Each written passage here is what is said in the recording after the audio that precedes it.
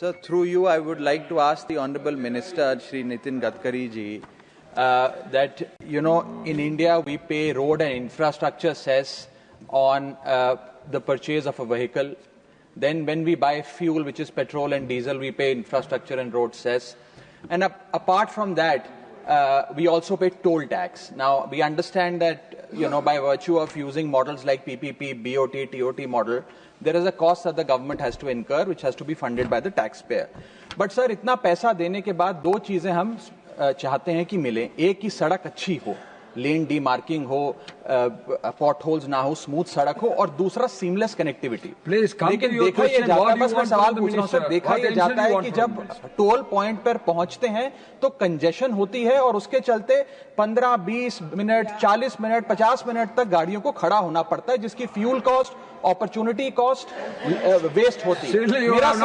मेरा सवाल आपके माध्यम से माननीय मंत्री जी से यह है कि क्या हमें कुछ इस प्रकार के प्रपोजल पर ध्यान नहीं देना चाहिए कि यदि किसी भी वाहन को, किसी भी व्हीकल को 5 मिनट से ज्यादा अगर टोल प्लाजा पे खड़ा होना पड़े तो उसको फ्री में जाने की इजाजत दी जाए, उससे टोल ना वसूला जाए. कुछ इस प्रकार की आप योजना बनाएं. आप फास्ट टैग और RFID टैग और अन्य चीजें तो रख रहे हैं, लेकिन जब तक वो सीमलेस तरीके से इंप्लीमेंट नहीं होती है तो ये योजना बननी चाहिए कि 5 मिनट अगर रुकना पड़े तो टोल ना लिया जाए किसी आम नागरिक से. अध्यक्ष महोदय, मैं सम्मान्य सदस्यों को आश्वस्त करना चाहता हूं कि 2026 समाप्त होने के पहले 5 मिनट नहीं, 0 टाइम 80 किलोमीटर मैक्सिमम स्पीड से व्हीकल निकल जाएगा.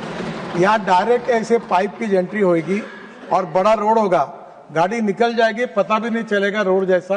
कैमरा नंबर प्लेट का फोटो निकाल लेगा, फास्टैग का निकल जाएगा, रिकॉर्ड डायरेक्ट सैटेलाइट से उसमें जमा हो जाएगा, बैंक अकाउंट से पैसे निकल जाएंगे और कहीं कोई तकलीफ नहीं, कोई पैसे मांगना नहीं, कोई लेना नहीं, कोई देना नहीं.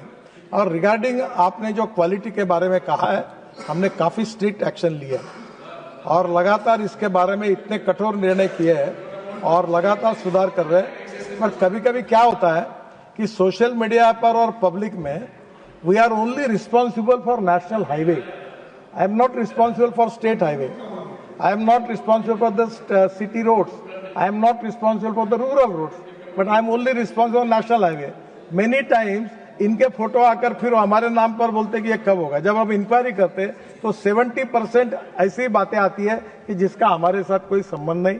और जहाँ तक नेशनल हाईवे में क्वालिटी की बात है, मैं आपको बताना चाहता हूँ कि हम इसके बारे में इतने अनेक अभी हमने लेटेस्ट निर्णय किया है कि जो कॉन्ट्रैक्टर ठीक काम नहीं करेगा उसको 2 साल तक हम डिबार कर देंगे, वो कोई टेंडर नहीं भर सकेगा.